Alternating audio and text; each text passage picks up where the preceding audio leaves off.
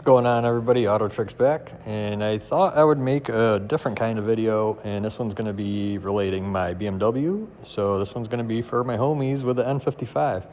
This one here is going to be a video to show you how to pretty much build a reliable N55 platform that you could have. This one is making right around 600 horsepower. This is a 13 X-Drive, and it is 6-speed manual. So I thought I would go through a cool little video and do a little walkthrough, and this will be, I guess, a two-part video, all in the same video. So for the first part, I want to show you guys a quick list of what you need to do. Say if you bought a car that has an N55, these are the things that are going to be absolutely imperative that you have to get done if you want yourself a reliable N55 platform. So if you do know the N55s, they have, their most common issues like the valve cover leaking, oil pan leaking, and all the other things. So this is a quick list of everything that needs to get done pretty much. So if you can do all these things, you'll have a reliable N55. Like this thing here, I've been beating the living piss out of it, 26 pounds of boost for about 41,000 miles or so, and she's just taking it. I think I am right around 166,000 miles on the car. So this is valid proof that mileage is literally just a number. As long as you take care of your car, like running good oil, and every 3,000 miles, not your 10,000 mile bullshit that you hear. So take care of your car. That's literally like the blood in your body. Is the quality of the oil matters. And this is a pure testament right here, 167,000 miles or 66,000 miles on a N55. So the most important ones here are literally the gaskets, but electric water pump, thermostat, serpentine belt and tensioner, just because if you have any of these gasket leaks, what happens is, I'll actually show you. I have a car right here.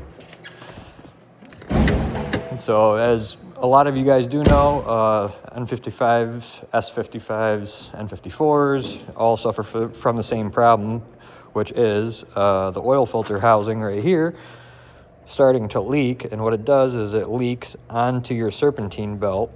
And since the crank pulley is bigger on the outside than the belt, once the belt swells, it can't fall off the crank pulley this way, away from the car. So what happens is the belt actually gets sucked into the crank pulley, and you have, oh God, whole world of problems. So that's why I recommend serpentine belt and tensioner just as a precaution to not have to worry about it. Electric water pump, that's a one-time thing. Just do it, get it out of your way, because that's an expensive thing to do. It's about $500, and then about $700 in labor or something like that. I don't know. Especially on an X-Drive, they suck. So once you get this done, you'll have yourself a reliable car that's good to go. So in this video, I just want to talk about the things I have done to my car and what you could do to achieve the same things. And I did make a little cheat list here that I'll show you guys before and after, so you can see what everything is done. So I'll just do a walkthrough on the complete car, literally from bumper to bumper, inside, outside, what I have done to it. So that way, if anybody has, the same vehicle, same platform, and wants to achieve the same thing, a lot of these things will apply to you. So this is, the only difference is the 6-speed manual, and this is all-wheel drive. So the automatic guys, with, I'm sorry, but man pedal for the win. So there's going to be a couple things on here that don't pertain to the automatic guys, but this will answer a lot of things for the manual guys that I've already suffered going through. So hopefully this video will actually help out, anybody that's building theirs. So I guess we will start the front or the back? On the inside.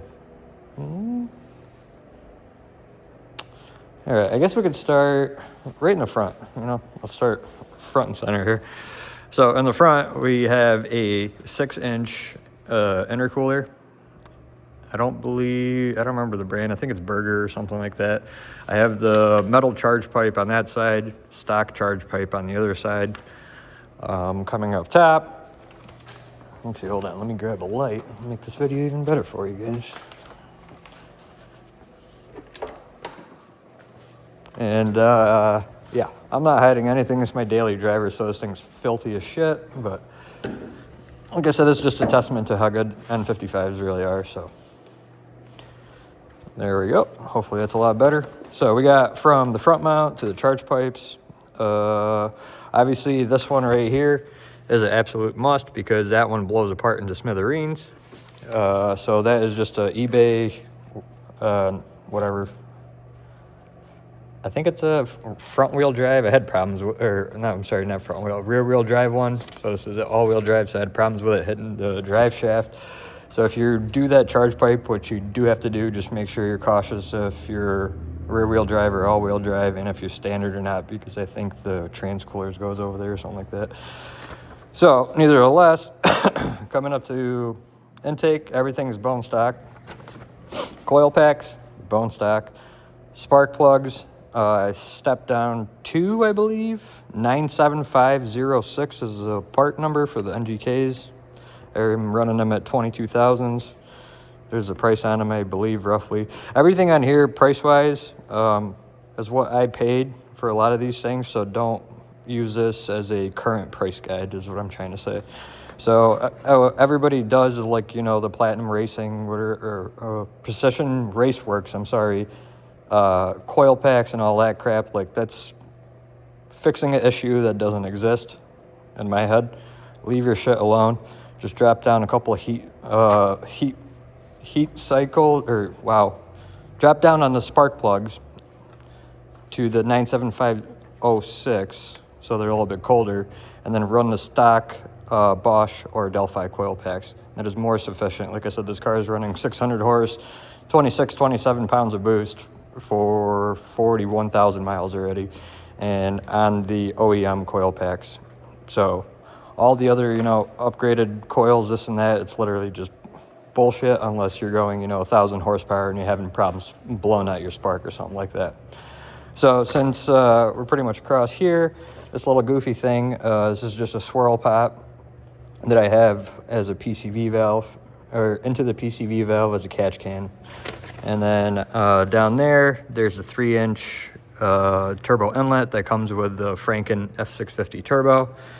And then up here is unmistakably, in my mind, the best intake because they have the MAF housing figured out. All the other companies, they have the, you know, the just normal pipe and then the MAF housing in it. And then a lot of people have problems with the check engine lights and this and that. That's mainly because they don't have the MAF housing figured out. And this thing's like some kind of weird octagon or square that the volume's right and no check engine light with a CTS intake is what I'm saying. That's the best one to get. So, and then down there, obviously, is the Franken Turbo F650. This is on a pneumatic wastegate. The one that comes with it is a dual force actuator. What I did differently is to run a test pretty much for myself, but also to prove to everybody else that I ran my OEM wastegate on this and then ran MHD's Pure 800 or whatever, just the OTS map. And since it was an OEM wastegate, OEM boost control, I could run that map until I was ready to get a full custom tune done by Kiahi. So once again, it did that just to prove the point that you don't need any dual force actuator bullshit. You know, you could just run the factory wastegate control. Even up to this point, I'm 100% on a stock factory wastegate. And we're running 27 pounds of boost on, I believe, like 72% duty cycle. So that puts all the myths away. And if you are having problems with the, you know, tuning or anything like that, this is more than proof that, you know, keep it stock instead of doing other things that people want you to do just to get your money for a tune. So going from there back to the clutch. This is a 335 IS or a BMW 550 clutch, which I believe I paid right around $330. So I will tell you this right now because I had this issue, oh my God, for about 7 months, and we could not figure it out. The car would break up after 6,000 RPM, and it would lose crank signal or something, and it would cut off plug cylinder 6 and 5. And then, long story short, we came to figure it out, and I blessed Kiahi Harris for this because he saved me so many headaches, is that the OEM flywheel's dual mass, so both of the plates move in it.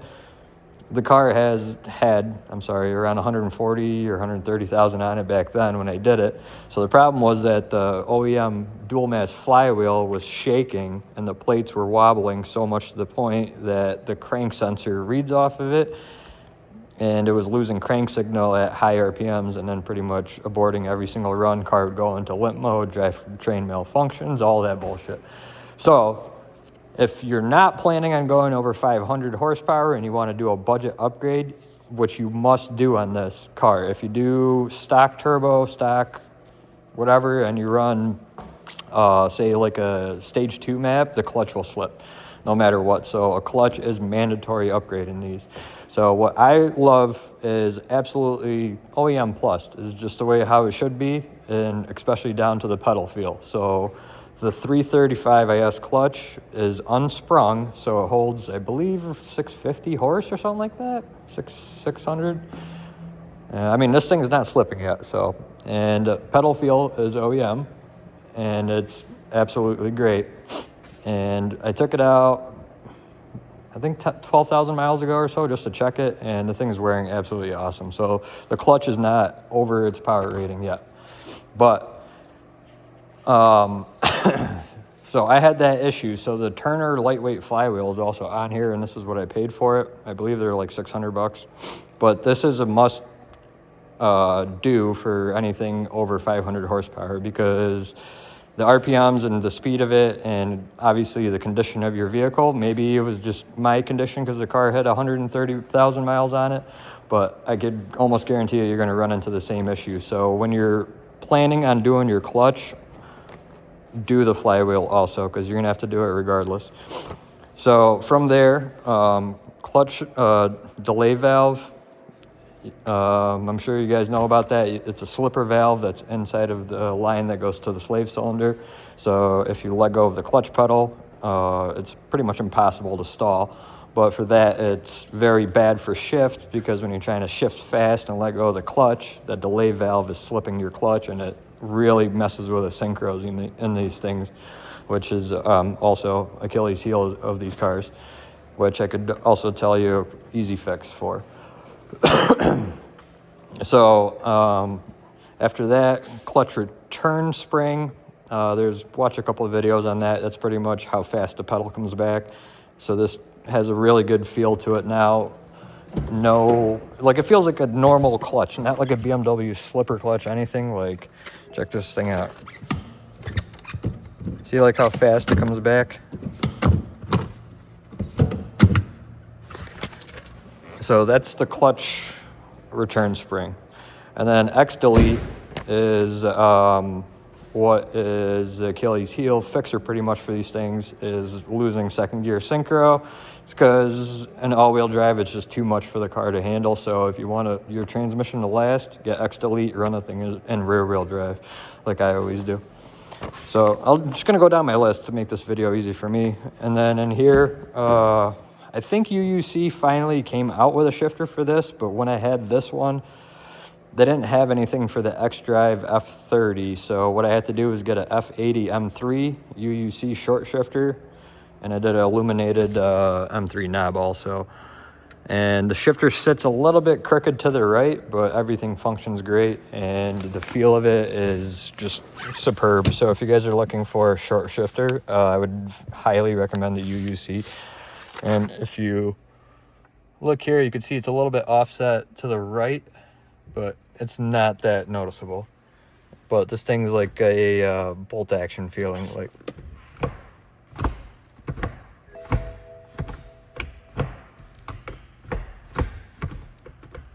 so awesome product. I highly recommend that. All right, so going down my list more here. So the turbo is a Franken F650, 3-inch catless downpipe I did on here, AFE Mach Force catback, is what I have on here. I got a killer deal on it. I think I paid like $380 for it or something like that. So we already went over the inlet, spark plugs, fuel system. Fuel system is a critical one here because a lot of people spend a lot of money when, I don't want to say you don't technically have to, but I am a cheap ass at heart, and I call this the poor man's fuel system because you get 600 horsepower out of this, and I'm into it not for much. Granted, it is maxed out. Everything is on max effort on the fuel system, so take that with a grain of salt also. So when I'm running here, M5 EU6 injectors, the only reason I got that is because I got them for $120 on eBay for 8 of them off of a M5. And that's them right here. And the good thing about that is I got 8 of them. So when I already blew one out, I had 2 extra. So if you're planning on getting them, here's the part number for you.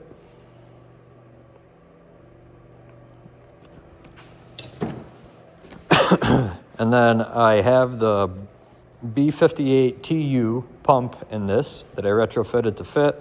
Also, there's videos out there that you could watch on how to do that. For that, also cheat code. I'm also a cheap ass. So this is B58TU pump is the same pump in, I believe, anything 2020 and newer. So all I did was eBay a 2020 BMW X1 with a B46, I believe. And I found a fuel pump, which is exactly the same pump that comes on the Supras. It's just a different part number, but it's the same exact pump. I paid $230 for it. And then in-tank pump is a 450 Walboro E85 compatible, which is $130. I just wired it into the factory bucket. And if you look at my fuel system, it's quite cheap. $120, $230, and $130. And I'm running, we were running E50 before, but we were kind of maxing out the fuel system too much, so we dropped it down to E40. And the thing is stout now. I mean, fucker rips. And it's got a 315 rear gear in it, so that explains why it's so quick in my mind. I got my draggy in there, but the draggy, I don't know about you guys, it's so delayed. By the time the draggy sees 130, I'm doing 150, and I'm not one of those people that has that kind of room around here, so I really hate to do those kind of runs on the draggy for proof. So what I usually do is do a MHD data log and just run a time versus speed and then calculate from there. So my fastest time so far on this, 60 to 130 has been 7.26 seconds was the fastest time. And then 60 to 100 was 3.33 seconds. And this is full weight. I believe the car is 3,700 pounds. So probably 4,000 pounds with me in it. So that's pretty much everything on the list here. I got everything you could buy here for a lot cheaper than, what I'm trying to say is, like, you could buy things used and achieve the same exact goals. You don't have to buy, your Nostrum pump or your crazy injectors or, your $2,000 fuel system to achieve the same exact goals. So, and even these come with a great injectors in them to begin with. I believe they even flow more than these M5s that I put in here. But the car has 165,000 miles, so I just did them as I guess a downgrade or upgrade. I mean, they flow the same amount pretty much, just because those are pretty much brand new. So, and took out the ones that had 150,000 miles on them. So hopefully this video is not too retarded long or anything, and helps you guys out and shows you what you need to do and what you need to get. And some of these things aren't mandatory, but this is what is on my car and how it's set up now. So I'll show you guys what it sounds like, what it drives like. I mean, I have a bunch of videos on my channel of, a bunch of pulls.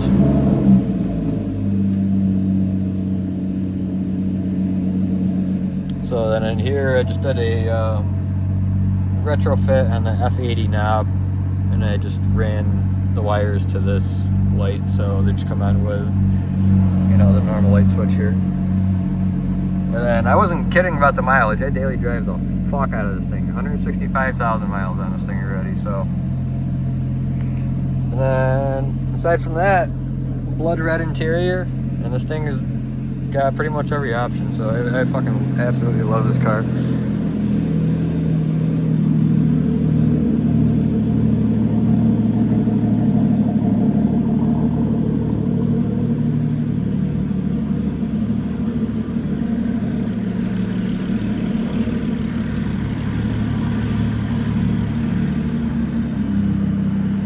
And oh boy, does this thing sound great, let me tell you what.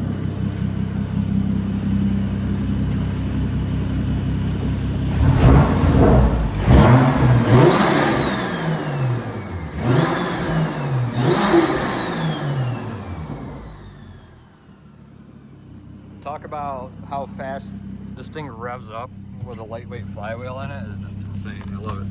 It's like a crotch rocket. Not crotch rocket, but compared, I think the factory flywheel was 38 pounds and this is 21 or something. I don't remember. But look at this.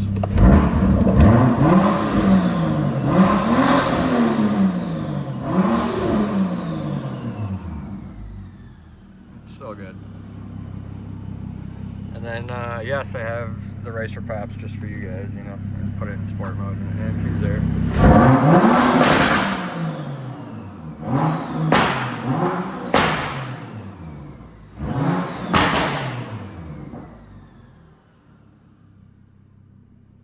And then, if you manual guys want to set up the same thing, like I absolutely hate the Pops and burbles thing, so I have this thing set to duration is 0.2 on hard. That's it.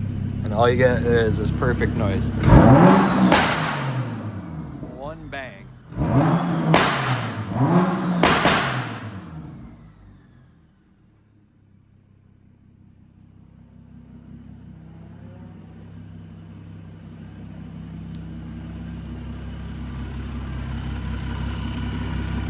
I'm just curious if anybody else is running the same setup as me. The only thing I'm debating on doing myself is, I will show you guys, is I have the Midnight Motorsports fogger kit. And I also have a 7-inch front mount, a couple other things. My problem is I'm actually gonna hopefully get some help from you guys, is what in the world am I supposed to do here? Because this is supplemental fuel, but the problem with supplemental fuel this way is you're pre-spraying the throttle body, so it's kind of sus on how much atomization every cylinder is getting. So this goes here, like so.